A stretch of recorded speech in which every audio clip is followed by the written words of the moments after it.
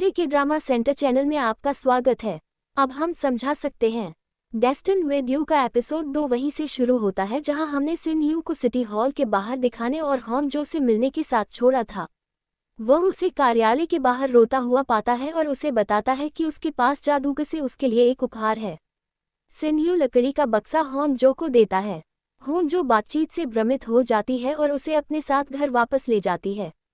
उस रात हॉन जो ने इसे खोलने की पूरी कोशिश की लेकिन ऐसा करने में असमर्थ रही। हॉन जो हथौड़े से ताला तोड़ने की कोशिश करती है लेकिन जब उसके अपार्टमेंट में एलईडी लाइट बंद हो जाती है तो उसका ध्यान भटक जाता है। वह हार मान लेती है और उससे सिन यू का फोन आता है जो उससे बॉक्स के बारे में पूछता है।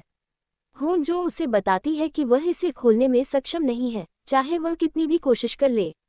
इसके बजाय वह अगले दिन कोशिश करेगी। अगले दिन हॉन जो काम पर थी जब उसे अपने साथियों के लिए हैंगओवर ड्रिंक लाने के लिए कहा गया, जो सभी इस तथ्य को छिपाने की कोशिश कर रहे थे कि वे एक साथ खाना खा रहे थे। हॉन जो मुख्य सड़क को सजाने के लिए पौधे खरीदने के लिए एक नर्सरी में जाती है जहां उसे ओंजू शहर के मेयर के बारे में पता चलता है। उसी समय जे क्यूंग अपने बॉस से कहता है कि सिटी हॉल के लिए काम करने वाले सभी सिविल वकील अक्षम हैं क्योंकि वे अक्सर ज्यादातर मामले हार जाते हैं क्योंकि उन्हें सरकार द्वारा भुगतान किया जाता है। उनका सुझाव है कि वे एक अलग वकील लाएं जो न केवल सक्षम हो बल्कि लालची भी न हो। जे क्यूंग के बॉस को यकीन है कि कोई भी सक्षम वकील नहीं है जो उनके द्वारा प्रदान किए जा रहे अल्प वेतन पर काम करने को तैयार हो। जे क्यूंग अपने बॉस से कहता है कि वह एक ऐसे व्यक्ति को जानता है जो नौकरी के लिए उपयुक्त है। उसी समय सिन यू ने होंग जो को फोन किया और उससे पूछा कि क्या वह अभी तक बॉक्स खोलने में कामयाब रही है। उसे ये भी पता चलता है कि हॉन जो को अभी भी उसकी टीम द्वारा बाहर निकाला जा रहा है जब वह स्थानीय बच्चों के पार्क में दोपहर का भोजन करते समय उसकी कॉल का जवाब देती है। हॉन जो ने सिन यू से उसे तब तक कॉल करने से परहेज करने के लिए कहा जब तक कि वह खुद ये पता नहीं लगा लेती कि बॉक्स को कैसे खोलना है। थोड़ी देर बाद जे क्यूंग सिन यू के कार्यालय में आता है और उसे नौकरी के बारे में बताता है। चूंकि जे क्यूंग कॉलेज में सिन यू के सीनियर हुआ करते थे इसलिए वे एक दूसरे को अच्छी तरह से जानते हैं। सिन यू को ये भी पता चलता है कि सिटी हॉल में निर्माण स्थल के ग्राहक हाउंग के खिलाफ कई मामले हैं। उस रात बाद में हॉन जो लकड़ी के बक्से को फिर से खोलने की कोशिश करती है और सिन यू को वीडियो कॉल पर रखती है ताकि उसे दिखाया जा सके कि वह कैसे कठिन समय से गुजर रही है। वह बक्सा खुलवाने के लिए तमाम हथकंडे अपनाती है लेकिन ताला नहीं खुलता। हॉन जो कॉल समाप्त करता है और सारी उम्मीद खोकर बॉक्स को एक तरफ रख देता है। अगले दिन सिन यू लॉन्ग के सीईओ ह्यून सियो के साथ बैठक में है। ह्यून सियो law and high law firm के प्रत्येक वकील को एक महंगी घड़ी उपहार में देता है और उत्सव पार्टी में उसके साथ बुरा व्यवहार करने के लिए महिला वकील से व्यंग्यपूर्वक माफी मांगता है।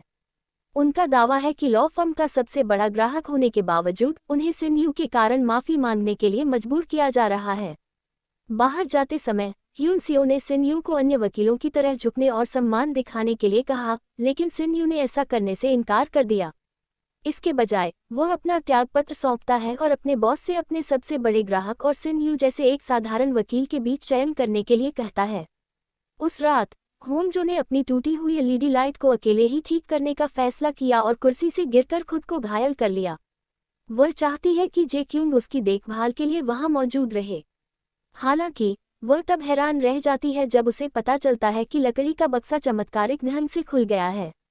सिन यू अपने पिता से कहता है कि उसने अपनी नौकरी छोड़ दी है और अपने स्वास्थ्य को गंभीरता से लेने की कोशिश कर रहा है। सिन यू के पिता से हॉन उसे कुछ समय के लिए आराम करने और नया काम शुरू करने से पहले कुछ आराम करने के लिए कहते हैं। अपने कमरे में सिन यू सिटी हॉल में नौकरी लेने के बारे में सोचता है। अगली सुबह हॉन जो सिन यू के पास जाता है और उसे बताता है कि लकड़ी के बक्से में जादुई मंत्रों की एक किताब है। वह उससे कहती है कि किताब जितनी बेकार हो सकती है उतनी बेकार है और उसका मजाक उड़ाती है। सिन यू ने उसे किताब उसे देने के लिए कहा लेकिन हॉन जो का दावा है कि यह उसका उपहार है और वह इसे रखना चाहेगी। वह ये भी बताती है कि एंचो नाम का एक जादूगर इसका असली मालिक है। जे क्यूंग उनकी बातचीत में हस्तक्षेप करते हुए आता है और हॉन जो के माथे पर लगे घाव के बारे में पूछता है। वह शर्मीली और शर्माने का अभिनय करने लगती है जो सिन यू को अजीब लगता है। उसे पता चलता है कि जे क्यूंग ने उसकी प्रशंसा करते हुए एक सामुदायिक संदेश पोस्ट किया था और उसे अपने सहकर्मियों द्वारा उस लड़के पर मोहित करने के लिए परेशान किया जाता है जिसे वे सभी पसंद करते हैं। सै बाउल ने हॉन जो को लाइन में आने के लिए कहा। सिन यू सिटी हॉल में काम करना शुरू करता है। वह यून चो के बारे में जानकारी खोजता है और उसे पता चलता है कि वह जोसियन राजवंश की एक जादूगर थी और जंग मू जिन नाम के एक व्यक्ति ने उसे मार डाला था। उस शाम वह हून जो को उसकी मेज पर पाता है और मंत्रों की पुस्तक को व्यक्तिगत रूप से देखने के लिए कहता है। सिन यू हून जो को घर ले जाती है क्योंकि वह उसे देखने के लिए किताब बाहर लाने पर जोर देती है। घर वापस जाते समय सड़क पर एक नशे में धुत आदमी हून जो को परेशान करने की कोशिश करता है, लेकिन सिन यू उसकी मदद करने के लिए समय पर आ जाता है। वह उसे घर पर आमंत्रित करती है और उसे काम पर लगाती है और उससे उसके लिए एलईडी लाइट की मरम्मत करने के लिए कहती है। सिन यू पर एक और हमला होता है और वह रोशनी ठीक करने में असमर्थ होता है। वह लाइट की मरम्मत के लिए किसी को बुलाने की पेशकश करता है हॉन जो के लिए, लेकिन बाद वाला उसे किताब दिखाता है और उसे जाने के लिए कहता है। सिन यू को किताब में कई मंत्र मिलते हैं और बीमारियों को ठीक करने का मंत्र भी मिलता है। वह हॉन जो से वादा करने और किताब में एक जादू उसके लिए बचाने के लिए कहता है और घर वापस चला जाता है। अगले दिन नायोन सिन यू से मिलने के लिए सिटी हॉल जाती है। जब वह हॉन जो में भागती है, हॉन जो और नायोन हाई स्कूल के दोस्त हुआ करते थे और हॉन जो ये जानकर हैरान रह गई कि नायोन मेयर की बेटी थी।